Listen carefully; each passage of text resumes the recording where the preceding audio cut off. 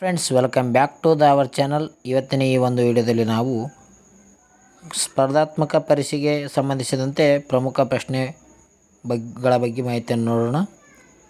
ನೀವೆಲ್ಲರೂ ಸರಿಯಾದ ರೀತಿಯಲ್ಲಿ ಒಂದು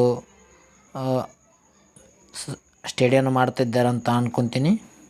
ಹಾಗಾದರೆ ಬನ್ನಿ ಫ್ರೆಂಡ್ಸ್, ಇವತ್ತಿನ ವಿಡಿಯೋನ ಸ್ಟಾರ್ಟ್ ಮಾಡೋಣ. ಮೊದಲನೇದಾಗಿ, ದ್ವಿತೀಯ ಪಾಂಡವ ಎಂಬ ಪದ ಯಾರಿಗೆ ಸಂಬಂಧಿಸಿದೆ ಅಂತ ಪ್ರಶ್ನೆ ಕೇಳಲಾಗಿದೆ ನೋಡಿ. ಅಂದರೆ ದ್ವಿತೀಯ ಪಾಂಡವ ಈ ಪದ ಯಾವ ವ್ಯಕ್ತಿಗೆ ಸಂಬಂಧಿಸಿದೆ ಎಂದು ಪ್ರಶ್ನೆ ಕೇಳಲಾಗಿದೆ. ಇದಕ್ಕೆ ಸರಿಯಾದ ಉತ್ತರ ಆಪ್ಷನ್ಸ್ ಡಿ ನೋಡಿ, ಹರ್ಷವರ್ಧನ.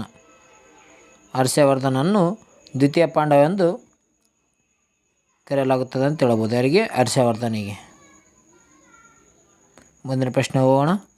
ಭಾರತದ ಸಂವಿಧಾನವನ್ನು ಬರೆಯಲು ಆಗಿದ್ದ ಮಂಡಳಿಯ ಅಧ್ಯಕ್ಷ ಯಾರು?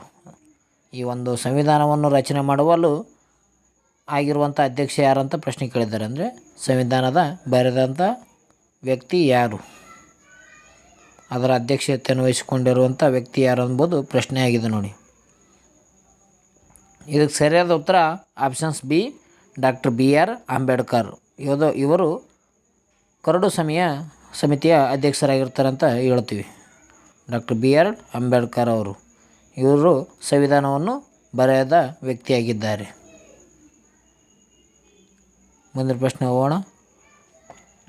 ಪರಿಸರ ಸಂರಕ್ಷಣೆಗೆ ಸಂಬಂಧಿಸಿದಂತೆ 1972ರಲ್ಲಿ ನಡೆದ ಮಹತ್ವದ ಸಮಾವೇಶ ಯಾವುದು? ಈ ಒಂದು ಪರೀಕ್ಷೆ ಸಂರಕ್ಷಣೆ ಮಾಡಬೇಕೆಂದು 1972ರಲ್ಲಿ ಏನು ಮಾಡ್ತಾರೆ ಅಂದರೆ ಒಂದು ಸಮಾವೇಶವನ್ನು ಮಾಡುತ್ತಾರೆ. ಆ ಸಮಾವೇಶ ಯಾವುದೆಂಬುದು ಪ್ರಶ್ನೆಯಾಗಿದೆ ನೋಡಿ. ಇದು ಸರಿಯಾದ ಉತ್ತರ ಆಪ್ಷನ್ಸ್ ಬಿ ನೋಡಿ, ಸ್ಟಾಕ್ಹೋಮ್ ಸಮ್ಮೇಳನ ಅಂತ ಕರೆಯುತ್ತೇವೆ. 1972ರಲ್ಲಿ ಇದು ಪರಿಸರಕ್ಕೆ ಸಂಬಂಧಿಸಿದ ಒಂದು ಸಂರಕ್ಷಣೆ ಒಂದು ಸಮಾವೇಶ ಆಗಿದೆ ಅಂತ ಹೇಳ್ಬೋದು. ಯಾವುದು? ಸ್ಟಾಕ್ಹೋಮ್ ಸಮ್ಮೇಳನ 1972ರಲ್ಲಿ ನಡೆಯಲಾಗುತ್ತದೆ ಅಂತ ಹೇಳ್ಬೋದು ಈ ಸಮ್ಮೇಳನ. ಮುಂದಿನ ವಿಷಯಕ್ಕೆ ಹೋಗೋಣ. ಭಾರತದಲ್ಲಿ ಬ್ಲೂ ರೆವಲ್ಯೂಷನ್ ಇಂದ ಯಾವುದು ಸಂಬಂಧಿಸಿದೆ? ಅಂದರೆ ಈ ಬ್ಲೂ ರೆವಲ್ಯೂಷನ್ ಯಾವುದಕ್ಕೆ ಸಂಬಂಧಿಸಿದೆ ಅಂತ ಪ್ರಶ್ನೆ ಆಗಿದೆ ನೋಡಿ. ಅಂದರೆ ಕ್ರಾಂತಿಗಳ ಬಗ್ಗೆ, ಅಂದರೆ ಹಲವಾರು ರೀತಿಯಲ್ಲಿ ಕಂಡುಬರ್ತವೆ. ತೈಲೋತ್ಪಾದನೆ ಕ್ರಾಂತಿ ಆಗಿರ್ಬೋದು, ಮೀನುಗಾರಿಕೆ ಕ್ರಾಂತಿ, ಹಾಲು ಉತ್ಪಾದನೆ ಕ್ರಾಂತಿ, ಪಶುಸಂಗೋಪನೆ ಕ್ರಾಂತಿ, ಈ ರೀತಿಯಲ್ಲಿ ಕ್ರಾಂತಿಗಳು ಕಂಡುಬರ್ತವೆ ಅಂತ ಹೇಳ್ಬೋದು. ಇದರಲ್ಲಿ ಬ್ಲೂ ರೆವಲ್ಯೂಷನ್ ಎಂಬ ಕ್ರಾಂತಿ ಯಾವುದಕ್ಕೆ ಸಂಬಂಧಿಸಿದೆ ಅಂತ ಹೇಳಲಾಗಿದೆ ಪ್ರಶ್ನೆ. ಇದಕ್ಕೆ ಸರಿಯಾದ ಉತ್ತರ ಆಪ್ಷನ್ ಸಿ ಅಂತ ಹೇಳ್ತೀವಿ. ಯಾವುದು? ಮೀನು ಉತ್ಪಾದನೆ. ಇದನ್ನು ನೀಲಿ ಕ್ರಾಂತಿ ಎಂದು ಕೂಡ ಕರೀತಾರೆ ನೋಡಿ. ಬ್ಲೂ ರೆವಲ್ಯೂಷನ್ ಅಂದರೆ ನೀಲಿ ಕ್ರಾಂತಿ ಆಗಿದೆ. ನೀಲಿ ಕ್ರಾಂತಿ ಎಂದು ಬ್ಲೂ ರೆವಲ್ಯೂಷನ್ ಮೀನುಗಾರಿಕೆ ಉತ್ಪಾದನೆಗೆ ಸಂಬಂಧಿಸಿದೆ ಅಂತ ಹೇಳ್ತಾರೆ. ಅದೇ ರೀತಿಯಾಗಿ ಹಾಲಿಗೆ ಉತ್ಪಾದನೆಗೆ ಸಂಬಂಧಿಸಿದೆ ಅಂದರೆ ಬಿಳಿ ಕ್ರಾಂತಿ ಆಗಿದೆ. ತೈಲ ಉತ್ಪಾದನೆ ಯಾವುದು? ಹಳದಿ ಕ್ರಾಂತಿ. ಬಿಳಿ ಉತ್ಪಾದನೆ ಹಾಲು ಕ್ರಾಂತಿ ಆದರೆ ತೈಲೋತ್ಪಾದನೆ ಹಳದಿ ಕ್ರಾಂತಿ ಆಗಿದೆ ನೋಡಿ. ಮುಂದಿನ ಪ್ರಶ್ನೆ ಹೋಗೋಣ. ಭಾರತದ ಸಂವಿಧಾನದಲ್ಲಿ ಮೂಲ ಹಕ್ಕುಗಳು ಯಾವ ಭಾಗದಲ್ಲಿ ಒಳಗೊಂಡಿದೆ? ಮೂಲ ಹಕ್ಕುಗಳು ಅಂದರೆ ಈ ಮೂಲಭೂತ ಹಕ್ಕುಗಳು ಯಾವ ಭಾಗದಲ್ಲಿ ಕಂಡುಬರ್ತವೆ ಸಂವಿಧಾನದಲ್ಲಿ ಅಂತ ಪ್ರಶ್ನೆ ಕೇಳಲಾಗಿದೆ. ಇದಕ್ಕೆ ಸರಿಯಾದ ಉತ್ತರ ಆಪ್ಷನ್ ಸಿ ನೋಡಿ, ಭಾಗ 3ರಲ್ಲಿ ಕಂಡುಬರ್ತವೆ. ಯಾವುವು? ಮೂಲಭೂತ ಹಕ್ಕುಗಳು. 12ರಿಂದ 32ರವರೆಗೂ ಕಂಡುಬರ್ತವೆ ಅಂತ ಹೇಳ್ಬೋದು ಮೂಲಭೂತ ಹಕ್ಕುಗಳು. ಸೂರ್ಯನಲ್ಲಿನ ಶಕ್ತಿಯ ಮೂಲ ಪ್ರಕ್ರಿಯೆ ಯಾವುದು? ಸೂರ್ಯನಲ್ಲಿ ಕಂಡುಬರುವ ಶಕ್ತಿಯ ಮೂಲ ಪ್ರಕ್ರಿಯೆ ಯಾವುದೆಂಬುದು ಪ್ರಶ್ನೆ ಆಗಿದೆ ನೋಡಿ. ಇದಕ್ಕೆ ಸರಿಯಾದ ಉತ್ತರ ಪರಮಾಣು ವಿಲೀನ ಅಂತ ಹೇಳ್ಬೋದು. ನ್ಯೂಕ್ಲಿಯರ್ ಫ್ಯೂಷನ್ ಆಗಿದೆ ನೋಡಿ. ಈ ನ್ಯೂಕ್ಲಿಯರ್ ಫ್ಯೂಷನ್ನಿಂದ ಸೂರ್ಯನಲ್ಲಿ ಮೂಲ ಪ್ರಕ್ರಿಯೆ ಆಗಿದೆ. ಇದು ಹೀಲಿಯಂ ಮತ್ತು ಹೈಡ್ರೋಜನ್ ಕಂಡುಬರುತ್ತದೆ ಸೂರ್ಯನಲ್ಲಿ. ಮುಂದಿನ ಪ್ರಶ್ನೆ ಹೋಗೋಣ. ಭೂಮಿಯ ಮೇಲ್ಮೈನಲ್ಲಿ ಮೆಟಾಮಾರ್ಫಿಕ್ ಕಲ್ಲುಗಳ ಉದಾಹರಣೆಗೆ ಯಾವುದು ಅಂತ ಪ್ರಶ್ನೆ ಕೇಳಲಾಗಿದೆ. ಅಂದರೆ ಭೂಮಿ ಮೇಲ್ಮೈಯಲ್ಲಿ ಕಂಡುಬರುವಂಥ ಮೆಟಾಮಾರ್ಫಿಕ್ ಕಲ್ಲುಗಳಲ್ಲಿ ಇದರಲ್ಲಿ ಯಾವುದು ಕಲ್ಲುಗಳ ಮೆಟಾಮಾರ್ಫಿಕ್ ಉದಾಹರಣೆ ಎಂಬುದು ಪ್ರಶ್ನೆಯಾಗಿದೆ. ಇದಕ್ಕೆ ಸರಿಯಾದ ಉತ್ತರ ಮಾರ್ಬಲ್ ಅಂತ ಹೇಳ್ತೀವಿ. ಆಪ್ಷನ್ ಸಿ ಸರಿಯಾದ ಉತ್ತರವಾಗಿದೆ ನೋಡಿ. ಈ ಭೂಮಿಯ ಮೇಲ್ಮೈಯಲ್ಲಿ ಕಂಡುಬರುವ ಮೆಟಮಾರ್ಫಿಕ್ ಕಲ್ಲುಗಳಲ್ಲಿ ಈ ಮಾರ್ಬಲ್ ಇದು ಒಂದು ಉದಾಹರಣೆಯಾಗಿದೆ. ಮೆಟಮಾರ್ಫಿಕ್ಗೆ ಸಂಬಂಧಿಸಿದಂತೆ ಇದು ಒಂದು ಕಲ್ಲುಗಳಿಗೆ ಉದಾಹರಣೆಯಾಗಿದೆ ಅಂತ ಹೇಳ್ಬೋದು. ದಾದಾ ಸಾಹೇಬ್ ಫಾಲ್ಕೆ ಪ್ರಶಸ್ತಿಯು ಯಾವ ಕ್ಷೇತ್ರಕ್ಕೆ ನೀಡಲಾಗುತ್ತದೆ? ದಾದಾ ಸಾಹೇಬ್ ಫಾಲ್ಕೆ ಪ್ರಶಸ್ತಿ ಯಾವ ಕ್ಷೇತ್ರಕ್ಕೆ ಸಂಬಂಧಿಸಿದೆ ಅಂತ ಪ್ರಶ್ನೆ ಕೇಳಲಿದೆ. ಇದಕ್ಕೆ ಸರಿಯಾದ ಉತ್ತರ ಆಪ್ಷನ್ಸ್ ಬಿ, ಯಾವುದು ಸಿನಿಮಾ ಕ್ಷೇತ್ರಕ್ಕೆ ಸಂಬಂಧಿಸಿದೆ. ದಾದಾ ಸಾಹೇಬ್ ಫಾಲ್ಕೆ ಪ್ರಶಸ್ತಿ ಈ ಸಿನಿಮಾ ಕ್ಷೇತ್ರಕ್ಕೆ ಸಂಬಂಧಿಸಿದೆ ಅಂತ ಹೇಳಬಹುದು ನೋಡಿ ನಾವು. ಭಾರತದಲ್ಲಿ ಕೇಂದ್ರ ಮತ್ತು ರಾಜ್ಯ ಸರ್ಕಾರಗಳ ನಡುವೆ ಅಧಿಕಾರ ಹಂಚಿಕೆಯನ್ನು ಯಾವ ಅನುಷ್ಠಾನ ನಿರ್ಧರಿಸುತ್ತದೆ ಅಂತ ಪ್ರಶ್ನೆ ಕೇಳಲಾಗಿದೆ. ಯಾವ ಅನುಸೂಚಿ ಪ್ರಕಾರ ಕೇಂದ್ರ ಮತ್ತು ರಾಜ್ಯ ಸರ್ಕಾರಗಳ ನಡುವೆ ಈ ಅಧಿಕಾರವನ್ನು ಹಂಚಿಕೆ ಮಾಡುತ್ತಾರೆ ಅಂತ ಕೇಳಲಾಗಿದೆ. ಇದಕ್ಕೆ ಸರಿಯಾದ ಉತ್ತರ ಕಮೆಂಟ್ ಮೂಲಕ ತಿಳಿಸಿ ಫ್ರೆಂಡ್ಸ್. ಓಕೆ, ಕ್ವೆಶ್ಚನ್ ನಂಬರ್ 1 ಅಂತ ಹಾಕಿ ಇದರ ಉತ್ತರವನ್ನು ಹೇಳಿ. ಅಂದರೆ ರಾಜ್ಯ ಮತ್ತು ಕೇಂದ್ರಗಳ ನಡುವೆ ಸರ್ಕಾರದ ಹಂಚಿಕೆಯನ್ನು ಯಾವ ಅನುಸೂಚಿಯ ಮೂಲಕ ನೀಡಲಾಗುತ್ತದೆ ಅಂತ ಪ್ರಶ್ನೆ ಕೇಳಲಾಗಿದೆ. ಇದಕ್ಕೆ ಕ್ವೆಶ್ಚನ್ ನಂಬರ್ 1 ಅಂತ ಹಾಕಿ ನೀವು ಕಮೆಂಟ್ ಮೂಲಕ ತಿಳಿಸಿ. ಮುಂದಿನ ಪ್ರಶ್ನೆ ಹೋಗೋಣ. ವಿಶ್ವ ಆರೋಗ್ಯ ಸಂಸ್ಥೆ WHO ಮುಖ್ಯ ಕಾರ್ಯಾಲಯ ಎಲ್ಲಿದೆ? ಮುಖ್ಯಾಲಯ ಎಲ್ಲಿದೆ ಅಂತ ಪ್ರಶ್ನೆ ಕೇಳಲಾಗಿದೆ. ಅಂದರೆ ಕೇಂದ್ರ ಕಚೇರಿ. WHO ಒಂದು ಕೇಂದ್ರ ಕಚೇರಿ ಕಂಡುಬರೋದು ಯಾವ ಸ್ಥಳದಲ್ಲಿ ಅಂತ ಪ್ರಶ್ನೆ ಕೇಳಲಾಗಿದೆ. ಇದಕ್ಕೆ ಸರಿಯಾದ ಉತ್ತರ ಆಪ್ಷನ್ ಸಿ ನೋಡಿ, ಜಿನೆವಾದಲ್ಲಿ ಕಂಡುಬರುತ್ತದೆ. ಸ್ವಿಟ್ಜರ್ಲೆಂಡ್ನ ಜಿನೆವಾದಲ್ಲಿ ಈ ವಿಶ್ವ ಆರೋಗ್ಯ ಸಂಸ್ಥೆಯ ಕೇಂದ್ರ ಕಚೇರಿ ಕಂಡುಬರುತ್ತೆ ಅಂತ ಹೇಳಬಹುದು ನಾವು. ಮುಂದಿನ ಪ್ರಶ್ನೆ ಹೋಗೋಣ. ಪೆನಿನ್ಸುಲಾ ಪದದ ಅರ್ಥವೇನು? ಇದು ಇಂಪಾರ್ಟೆಂಟ್ ಆದ ಒಂದು ಪ್ರಶ್ನೆ ಆಗಿದೆ ಅಂತ ಹೇಳ್ಬೋದು. ಎಲ್ಲ ಇಂಪಾರ್ಟೆಂಟ್ ಆದ ಪ್ರಶ್ನೆಗಳು ಹಾಕಿದ್ದೀನಿ, ಅದರಲ್ಲಿ ಇದಕ್ಕೆ ಒಂದು ಸ್ಟಾರ್ ಮಾರ್ಕ್ ಕೊಡ್ತೀನಿ. ಅಂದರೆ ಪೆನಿನ್ಸುಲಾ ಪದದ ಅರ್ಥವೇನು? ಇದಕ್ಕೆ ಸರಿಯಾದ ಉತ್ತರ ಆಪ್ಷನ್ಸ್ ಬಿ ನೋಡಿ, 3 ಕಡೆ ಸಮುದ್ರದಿಂದ ಆವರಿಸಲ್ಪಟ್ಟ ಭೂಭಾಗವನ್ನು ಪೆನಿನ್ಸುಲಾ ಎಂದು ಕರೆಯುತ್ತಾರೆ. ಅಂದರೆ ಉದಾಹರಣೆಗೆ ನಮ್ಮ ಭಾರತ ಅಂತ ಹೇಳ್ಬೋದು. ಭಾರತ 3 ಕಡೆಯಿಂದ ಒಂದು ಭೂಭಾಗವನ್ನು ಹಂಚಿಕೊಂಡದಂತ ನಾವು ಹೇಳಬಹುದು. ಯಾವ ರೀತಿಯಾಗಿ ಅಂದರೆ ಈ ರೀತಿಯಾಗಿ ಹಂಚಿಕೊಂಡಿದೆ ನಮ್ಮ ಭೂಭಾಗ ಭಾರತ ನೋಡಿ. 1 ಕಡೆ, 2 ಕಡೆ, ಇದು 3ನೇದು. 3 ರೀತಿಯಲ್ಲಿ ಭೂಭಾಗವನ್ನು ಹಂಚಿಕೊಂಡ ದೇಶ ಯಾವುದಂದರೆ ನಮ್ಮ ಭಾರತ ಕೂಡ ಒಂದಾಗಿದೆ. ಈಚೆ 1ನೇದರಲ್ಲಿ ಅರಬ್ಬಿ ಸಮುದ್ರ ಕಂಡುಬರ್ತದೆ, ಪಶ್ಚಿಮದಲ್ಲಿ, ಪೂರ್ವದಲ್ಲಿ ಇದು ಬಂಗಾಳ ಕೊಲ್ಲಿ ಕಂಡುಬರ್ತದೆ, ದಕ್ಷಿಣದಲ್ಲಿ ಹಿಂದೂ ಮಹಾಸಾಗರ ಕಂಡುಬರ್ತದೆ ಅಂತ ಹೇಳ್ಬೋದು. ಈ 3 ಭಾಗದಲ್ಲಿ ಆವರಿಸಿಕೊಂಡ ಒಂದು ಭೂಭಾಗ ಯಾವುದಂದರೆ ಭಾರತ ದೇಶವಾಗಿದೆ. ಈ ಭಾಗಕ್ಕೆ ಪೆನಿನ್ಸುಲಾ ಎಂದು ಕರೆಯುತ್ತಾರೆ ನೋಡಿ. ಪೆನಿನ್ಸುಲಾದ ಅರ್ಥ ಏನಾಗಿದೆ ಅಂದರೆ 3 ಕಡೆಯಿಂದ ಸಮುದ್ರದಿಂದ ಆವರಿಸಲ್ಪಟ್ಟ ಭೂಭಾಗವನ್ನು ಪೆನಿನ್ಸುಲಾ ಎಂದು ಕರೆಯುತ್ತಾರೆ. ಮುಂದಿನ ಪ್ರಶ್ನೆ ಹೋಗೋಣ. ರೈಲ್ವೆ ವಿಭಾಗದಲ್ಲಿ ಬ್ಲಾಕ್ ಸಿಸ್ಟಮ್ ಅರ್ಥವೇನು? ಅಂದರೆ ಈ ರೈಲ್ವೆಗೆ ಸಂಬಂಧಿಸಿದಂತೆ ಒಂದು ಬ್ಲಾಕ್ ಸಿಸ್ಟಮ್, ಇದರ ಅರ್ಥ ಏನಂತ ಪ್ರಶ್ನೆ ಕೇಳಿದ್ದಾರೆ. ಇದಕ್ಕೆ ಸರಿಯಾದ ಉತ್ತರ ಆಪ್ಷನ್ ಸಿ ಆಗಿದೆ ನೋಡಿ. ಒಂದು ಲೈನ್ನಲ್ಲಿ ಒಂದೇ ಸಮಯದಲ್ಲಿ ಒಂದು ರೈಲ್ವೆ ಮಾತ್ರ ಓಡೋದು, ಇದರ ಒಂದು ಅರ್ಥ ಆಗಿದೆ ಅಂತ ಹೇಳಬಹುದು. ಅಂದರೆ ರೈಲ್ ಪಟ್ರಿ ಅಂತ ನಾವು ಹೇಳಬಹುದು. ಈ ಒಂದು ರೈಲ್ವೆ ಲೈನ್ನಲ್ಲಿ ಒಂದೇ ಸಮಯದಲ್ಲಿ ರೈಲ್ವೆ ಮಾತ್ರ ಓಡುವುದು ಇದರ ಅರ್ಥವಾಗಿದೆ. ಬ್ಲಾಕ್ ಸಿಸ್ಟಮ್ನ ಅರ್ಥ ಆಗಿದೆ ನೋಡಿ. ಒಂದು ರೈಲ್ವೆ ಪಟ್ರಿ ಮೇಲೆ ರೈಲು ಚಲಿಸುವುದು ಆಗಿದೆ ನೋಡಿ. ಮುಂದಕ್ಕೆ ಹೋಗೋಣ.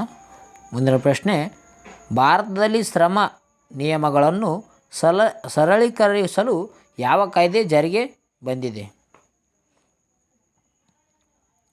ಅಂದರೆ ಒಂದು ಕೂಲಿ ಕಾರ್ಮಿಕರಿಗೆ ಒಂದು ಸರಳವಾದ ಒಂದು ರೀತಿಯಲ್ಲಿ ಕೆಲಸವನ್ನು ಮಾಡಲು ಒಂದು ಕಾಯ್ದೆ ಅಂತರಲಿದೆ. ಯಾವ ಕಾಯ್ದೆ ಕೇಳಲಾಗಿದೆ ಅದು ಪ್ರಶ್ನೆ. ಇದಕ್ಕೆ ಸರಿಯಾದ ಉತ್ತರ ಆಪ್ಷನ್ ಸಿ ನೋಡಿ, ಶ್ರಮ ಸಂಹಿತೆ, ಲೇಬರ್ ಕೋಡ್ ಅಂತ ಹೇಳ್ಬೋದು. ಶ್ರಮ ಸಂಹಿತೆ ಇದು ಶ್ರಮ ನಿಯಮಗಳನ್ನು ಸರಳೀಕರಣಗೊಳಿಸಲು ತಂದಿರುವಂಥ ಕಾಯ್ದೆ ಆಗಿದೆ ನೋಡಿ. ಮುಂದಿನ ಪ್ರಶ್ನೆ ಹೋಗೋಣ. ಭಾರತದ ಮೊದಲ ಸ್ವದೇಶಿ ನಿರ್ಮಿತ ಸೂಪರ್ ಕಂಪ್ಯೂಟರ್ ಯಾವುದು? ಇದು ಕೂಡ ಅತ್ಯಂತ ಸುಲಭವಾದ ಪ್ರಶ್ನೆ ಆಗಿದೆ ಅಂತ ಹೇಳ್ಬೋದು. ಇದಕ್ಕೆ ಸರಿಯಾದ ಉತ್ತರ ಆಪ್ಷನ್ ಸಿ ನೋಡಿ, ಪರಮ್ 8000 ಅಂತ ಹೇಳ್ಬೋದು ನೋಡಿ, 8000. ಪರಮ್ 8000 ಏನೆಂದರೆ ಭಾರತದ ಮೊದಲ ಸ್ವದೇಶಿ ನಿರ್ಮಿತ ಸೂಪರ್ ಕಂಪ್ಯೂಟರ್ ಆಗಿದೆ ಅಂತ ಹೇಳ್ಬೋದು. ಇದನ್ನು ಅಭಿವೃದ್ಧಿಪಡಿಸಿದ ಸಂಸ್ಥೆ ಯಾವುದಂದರೆ CDAC. ಈ ಸಂಸ್ಥೆ ಏನು ಮಾಡಿದೆ ಅಂದರೆ ಅಭಿವೃದ್ಧಿಪಡಿಸಿದೆ ಅಂತ ಹೇಳ್ಬೋದು. ಏನು CDAC. ಈ ಸಂಸ್ಥೆ ಸ್ವದೇಶಿ ನಿರ್ಮಿತ ಒಂದು ಸೂಪರ್ ಕಂಪ್ಯೂಟರನ್ನು ಪರಮ್ 8000 ಅಭಿವೃದ್ಧಿಪಡಿಸಿದಂಥ ಸಂಸ್ಥೆಯಾಗಿದೆ. ಭಾರತದಲ್ಲಿ ಮೊದಲ ಜನಗಣತಿ ಯಾವ ವರ್ಷದಲ್ಲಿ ನಡೆದಿತ್ತು ಎಂಬುದು ಪ್ರಶ್ನೆಯಾಗಿದೆ ನೋಡಿ. ಅಂದರೆ ಮೊಟ್ಟ ಮೊದಲ ಬಾರಿಗೆ ಈ ಜನಗಣತಿಯನ್ನು ಮಾಡಿದಂಥ ವರ್ಷ ಯಾವುದೆಂಬುದು ಪ್ರಶ್ನೆಯಾಗಿದೆ. ಇದಕ್ಕೆ ಸರಿಯಾದ ಉತ್ತರ ಆಪ್ಷನ್ಸ್ ಬಿ ಆಗಿದೆ ನೋಡಿ. 1881ರಲ್ಲಿ ಭಾರತದ ಮೊದಲ ಜನಗಣತಿ ಆದ ವರ್ಷವಾಗಿದೆ ನೋಡಿ, 1881ರಲ್ಲಿ. ಆವಾಗ ಯಾರಂದರೆ ಲಾರ್ಡ್ ಮೇಯೋ ಅಂತ ಕರಿತೀವಿ. ಆ ವ್ಯಕ್ತಿ ಏನು ಮಾಡ್ತಾರೆ ಅಂದರೆ ಇವರು ಜನಗಣತಿಯನ್ನು ಮಾಡಿದ ಮೊಟ್ಟ ಮೊದಲ ವ್ಯಕ್ತಿಯಾಗಿದ್ದಾರೆ. ಭಾರತ ಮೊದಲ ಜನಗಣತಿ 1881ರಲ್ಲಿ ಲಾರ್ಡ್ ಮೇಯೋ ಇವರು ನಡೆಸುತ್ತಾರೆ. ಲಾರ್ಡ್ ಮೇಯೋ 1881ರಲ್ಲಿ ಜನಗಣತಿ ಮಾಡಿದಂಥ ವ್ಯಕ್ತಿಯಾಗಿದ್ದಾರೆ ಅಂತ ಹೇಳ್ಬೋದು ನೋಡಿ. ಮುಂದಿನ ಪ್ರಶ್ನೆ ಹೋಗೋಣ. ಭಾರತದ ರಾಷ್ಟ್ರಗೀತೆ ವಂದೇ ಮಾತರಂ ಯಾರು ಬರೆದರು? ಅಂದರೆ ವಂದೇ ಮಾತರಂ ಗೀತೆಯನ್ನು ಬರೆದಂಥ ವ್ಯಕ್ತಿ ಯಾರೆಂಬುದು ಪ್ರಶ್ನೆಯಾಗಿದೆ. ಇದಕ್ಕೆ ಸರಿಯಾದ ಉತ್ತರ ಏನಂದರೆ ಆಪ್ಷನ್ಸ್ ಬಿ ನೋಡಿ, ಬಂಕಿಮ್ ಚಂದ್ರ ಚಟ್ಟೋಪಾಧ್ಯಾಯ ಅಂತ ಕರೆಯಲಾಗುತ್ತದೆ. ಜೊತೆಗೆ ಬಂಕಿಮ್ ಚಂದ್ರ ಚಟರ್ಜಿ ಎಂದು ಕೂಡ ಕರೆಯುತ್ತಾರೆ ನೋಡಿ. ಇವರು ಆನಂದ ಮಠ ಕೃತಿಯಿಂದ ಆಯ್ದುಕೊಂಡ ಈ ಗೀತೆಯನ್ನು ರಚನೆ ಮಾಡುತ್ತಾರೆ. ಭಾರತದ ರಾಷ್ಟ್ರಗೀತೆ ವಂದೇ ಮಾತರಮನ್ನು ರಚನೆ ಮಾಡುತ್ತಾರೆ ಅಂತ ಹೇಳ್ಬೋದು.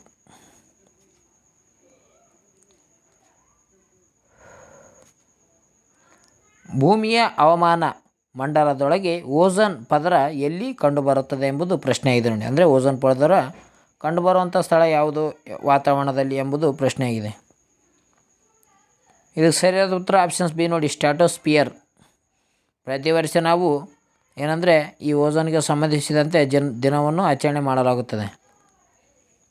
ಅದೇ ಯಾವ ದಿನಾಚರಣೆ ಅಂದರೆ ಯಾವ ದಿನ ಈ ಓಝೋನ್ಗೆ ಸಂಬಂಧಿಸಿದಂಥ ದಿನಾಚರಣೆ ಮಾಡ್ತೇವೆ ಎಂದು ಕಮೆಂಟ್ ಮೂಲಕ ತಿಳಿಸಿ. ಕ್ವಶನ್ ನಂಬರ್ 2 ಇದಾಗಿದೆ ನೋಡಿ ನಿಮ್ಮದು. ಅಂದರೆ ವಿಶ್ವ ಓಝೋನ್ ದಿನ ಯಾವಾಗ ಆಚರಣೆ ಮಾಡುತ್ತೇವೆ ಪ್ರತಿ ವರ್ಷ, ಅಂದರೆ ಓಝೋನ್ ದಿನವನ್ನು ಪ್ರತಿ ವರ್ಷ ಯಾವ ದಿನಾಂಕದಂದು ಆಚರಣೆ ಮಾಡುತ್ತೇವೆ ಎಂಬುದು ನಿಮ್ಮ 2ನೇ ಪ್ರಶ್ನೆ ಇದೆ. ಕಾಮೆಂಟ್ ಮೂಲಕ ಉತ್ತರವನ್ನು ತಿಳಿಸಿ. ಈ ಓಝೋನ್ ಎಲ್ಲಿ ಕಂಡುಬರ್ತದಂದ್ರೆ ಸ್ಟ್ರಾಟೋಸ್ಫಿಯರ್ನಲ್ಲಿ ಕಂಡುಬರುತ್ತೆ ನೋಡಿ, ಭೂಮಿಯಲ್ಲಿ. ಮುಂದಿನ ಪ್ರಶ್ನೆ ಹೋಗೋಣ.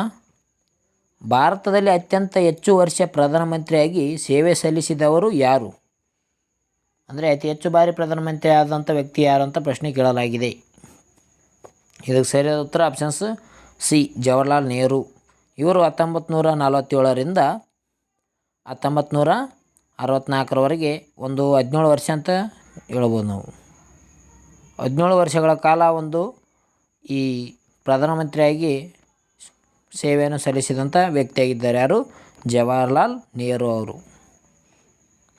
ಅತ್ಯಂತ ಹೆಚ್ಚು ವರ್ಷ ಪ್ರಧಾನಮಂತ್ರಿಯಾಗಿ ಸೇವೆ ಸಲ್ಲಿಸಿದರಲ್ಲಿ ಜವಾಹರ್ಲಾಲ್ ನೆಹರು ಅವರು ಮೊದಲ ಸ್ಥಾನದಲ್ಲಿ ಇದ್ದಾರೆ ಅಂತ ಹೇಳ್ಬೋದು ನಾವು.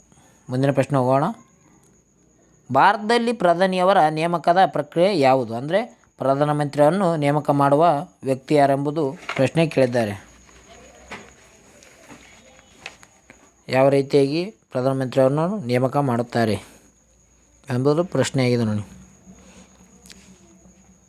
ಇದಕ್ಕೆ ಸರಿಯಾದ ಉತ್ತರ ಆಪ್ಷನ್ಸ್ ಸಿ ನೋಡಿ, ರಾಷ್ಟ್ರಪತಿಯಿಂದ ಇವರು ನೇಮಕವಾಗುತ್ತಾರೆ. ಯಾರು? ಪ್ರಧಾನಮಂತ್ರಿಯವರು. ಪ್ರಧಾನಮಂತ್ರಿ ಇರೋ ವಯಸ್ಸು ಎಷ್ಟಂದರೆ 25 ವರ್ಷ ಆಗಿರಬೇಕು. ಪ್ರಧಾನಮಂತ್ರಿ ಆಗಲು 25 ವರ್ಷ ಅಂದ್ಕೊತೀನಿ. ಅದೇ ರಾಷ್ಟ್ರಪತಿ ಆಗಬೇಕಾದ್ರೆ 30 ವರ್ಷ ಏನೋ ಅಂದ್ಕೊತೀನಿ ನಾನು. ಓಕೆ, ಪ್ರಧಾನಮಂತ್ರಿ ಆಗಲು ಕನಿಷ್ಠ ವಯಸ್ಸು ಎಷ್ಟು? 25 ವರ್ಷ ಆಗಿರಬೇಕಾಗುತ್ತದೆ. ಓಕೆ, ಮುಂದಿನ ಪ್ರಶ್ನೆ ಹೋಗೋಣ. ಭಾರತದ ಮೊದಲ ರಾಕೆಟ್ ಉಡಾವಣೆಯಾದ ಕೇಂದ್ರ ಎಲ್ಲಿದೆ? ಭಾರತದಲ್ಲಿ ರಾಕೆಟ್ ಉಡಾವಣೆ ಮಾಡಿದಂಥ ಕೇಂದ್ರ ಕಂಡುಬರೋದು ಎಲ್ಲಿ ಎಂದು ಪ್ರಶ್ನೆಯಾಗಿದೆ. ಇದು ಸರಿಯಾದ ಉತ್ತರ ಆಪ್ಷನ್ ಸಿ ನೋಡಿ, ಶ್ರೀಹರಿಕೋಟ. ಅಂದರೆ ಆಂಧ್ರ ಪ್ರದೇಶದಲ್ಲಿ ಕಂಡುಬರ್ತದೆ. ಇದು ಆಂಧ್ರ ಪ್ರದೇಶದಲ್ಲಿ ಕಂಡುಬರುವಂಥ ಯಾವುದು? ಶ್ರೀಹರಿಕೋಟ. ಈ ಭಾರತದಲ್ಲಿ ರಾಕೆಟ್ ಉಡಾವಣೆ ಮಾಡುವ ಸ್ಥಳವಾಗಿದೆ ನೋಡಿ. ಯಾವುದು? ಶ್ರೀಹರಿಕೋಟ. ಆಂಧ್ರ ಪ್ರದೇಶದಲ್ಲಿ ಇದು ಕಂಡುಬರುತ್ತದೆ. ಓಕೆ ಫ್ರೆಂಡ್ಸ್, ಇವತ್ತಿನ ಈ ಒಂದು ವಿಡಿಯೋದಲ್ಲಿ ನಿಮಗೇನಾದರೂ ಈ ವಿಡಿಯೋ ಇಷ್ಟ ಆಗಿತ್ತಂದ್ರೆ ಬೇಗನೆ ಒಂದು ಲೈಕ್ ಕೊಡಿ. ಜೊತೆಗೆ ಸಬ್ಸ್ಕ್ರೈಬ್ ಯಾರಾಗಿಲ್ಲೋ ಸಬ್ಸ್ಕ್ರೈಬ್ ಕೂಡ ಆಗಿ. ನಮ್ಮ ವಿಡಿಯೋನ ಡೈಲಿ ದಿನನಿತ್ಯ ಇದೇ ರೀತಿಯಾಗಿ ಹಾಕ್ತಾಯಿರ್ತೀನಿ. ಎಲ್ಲರೂ ಸರಿಯಾದ ರೀತಿಯಲ್ಲಿ ವಿಡಿಯೋನ ಪರಿಪೂರ್ಣವಾಗಿ ನೋಡಿಕೊಳ್ಳಿ. ನಿಮ್ಮ ಒಂದು ಸ್ನೇಹಿತರಿಗೂ ಕೂಡ ಈ ವಿಡಿಯೋನ ಶೇರ್ ಮಾಡಿ ಅಂತ ಕೇಳಿಕೊಳ್ಳುತ್ತೇನೆ. ಓಕೆ ಫ್ರೆಂಡ್ಸ್, ಈ ಒಂದು ವಿಡಿಯೋನ ಇಲ್ಲಿಗೆ ಮುಕ್ತಾಯ ಮಾಡೋಣ. ಈ ವಿಡಿಯೋನ ನೀವು ಅತಿ ಹೆಚ್ಚು ನಮಗೆ ಸಪೋರ್ಟ್ ಮಾಡಿದರೆ ಇದೇ ರೀತಿಯಾಗಿ ವಿಡಿಯೋನ ನಿಭಾಯಿಸ್ತೀನಿ ನಮ್ಮ ಕಾರ್ಯವನ್ನು ಅಂತ ಹೇಳುತ್ತಾ ಇವತ್ತಿನ ಒಂದು ಕಾರ್ಯವನ್ನು ಮುಕ್ತಾಯ ಮಾಡೋಣ ಅಂತ ಹೇಳುತ್ತೇನೆ. ಓಕೆ ಫ್ರೆಂಡ್ಸ್, ಎಲ್ಲರಿಗೂ ಬಾಯ್.